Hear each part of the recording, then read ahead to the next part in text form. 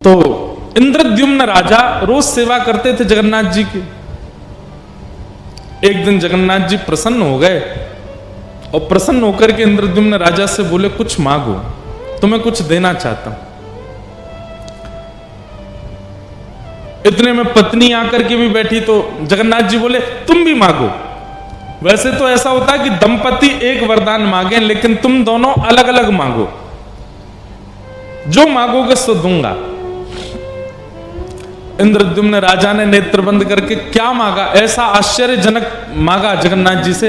वो कहता है कि हे नाथ, ऐसी कृपा करना, मेरा वंश वर्धन ना हो, मेरा वंश बस मुझ तक ही रहे, मेरे बाद कोई हो ना। जगन्नाथ भगवान बोले, इंद्रद्युम्न राजा, ये कैसा वरदान मांग रहे हो? सब लोग अपना वंश आगे बढ़ाना चाहते, तुम कहते वंश ही ना बढ़े। इंद्रद्युम्न राजा बोला कि नाथ, मुझे भय है कि जैसा प्रेम, जैसी भक्ति मेरे चित्त में आपके प्रति है, कहीं मेरे बच्चे, उनके बच्चे या कालांतर में जाकर के उनकी पीढ़ी में अगर वो प्रेम नहीं आया तो लोग बात क्या कहेंगे, ये बिल्कुल जगन्नाथ जी से प्रेम नहीं करते। कौन है? बोले इंद्रद्युम्न राजा का वंशज है, तो मुझे बहुत पीड़ा होगी। मेरा जैसा प्रेमी मेरे वंश में होगा इसकी मुझे गारंटी नहीं है, इसलिए मेरा वंश बढ़े ना, यहीं रुक जाए, मुझ पे ही अंत हो जाए, ऐसी कृपा करो। जगन्नाथ जी बोले, वाह भैया, तुम्हारे प्रेम की हम बलिहारी, कैसा वरदान मांग रहे हो। ठीक है, तथास्तु। मनी मन मांगा था, बोला था नहीं। बगल में पत्नी बैठी थी। जगन्नाथ जी ने कहा, तुम मांगो, क्या चाहिए? पत्नी ने वरदान मांगा कि मेरी जैसी भक्ति करने वाला, सेवा करने वाला आपका सेवक और हमारा एक पुत्र जन्म ले। जगन्नाथ जी सोच में पड़ गए, अब क्या करें। पति कह रहा है कि वंश आगे ना बढ़े, पत्नी कह रही है एक बालक हो जाए। इंद्रद्युम्न राजा अपनी पत्नी पर नाराज हो गया, तुम महाप्रभु जगन्नाथ जी से संतान कैसे मांग सकती हो? तुम संसार की वस्तु मांग कैसे सकती हो महाप्रभु जी से? अरे तुमको जो रुचिकर लगा तुमने मांगा, मुझे जो रुचिकर लगा मैंने मांगा। एक संतान तो चाहिए। मां को तो तभी सुख मिलता है, ब्याह के बाद उसको इच्छा होती है कि मेरे गोद में मेरा बालक हो। महाप्रभु जगन्नाथ जी बोले, तुम लोग झगड़ो मत, मेरी टेंशन दूर करो। दो अलग अलग चीजें मांग रहे हो, तुम कहते हो संतान ना हो, ये कहती है एक संतान हो, कैसे होगा पूरा?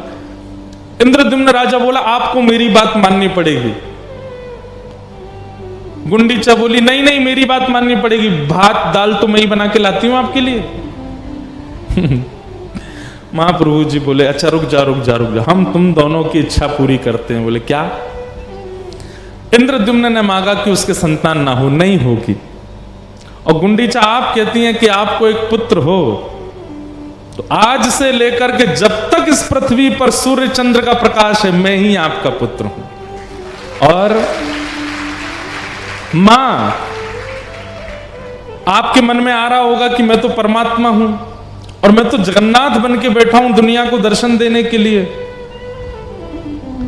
और भगवान जब दर्शन में ही व्यस्त हैं तो मां को समय कब देंगे? आप चिंता मत करो, बस ये समझिएगा, मैं दूंगा थोड़ा ही समय, लेकिन दूंगा। साल में हर साल अपने जन्मदिन, ठाकुर जगन्नाथ जी का जन्म उत्सव कब आता है? स्नान पूर्णिमा। स्नान पूर्णिमा के 15 दिन बाद रथ पर बैठ करके मैं स्वयं आऊंगा गुंडीचा आपके स्थान पर, और वहीं आपके हाथ के दाल भात खाऊंगा, आपके हाथ का रसगुल्ला पाऊंगा।